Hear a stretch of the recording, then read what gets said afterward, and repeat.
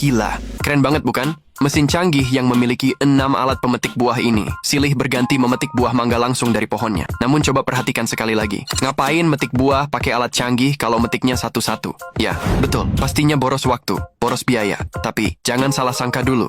Mesin ini bisa jadi lebih pintar dari manusia. Gimana tidak? Ya, walaupun terlihat lambat, rupanya mesin ini khusus dibuat untuk memetik buah yang sudah matang. Sehingga membutuhkan waktu beberapa detik untuk memilih buah yang benar-benar sudah siap panen. Luar biasa bukan?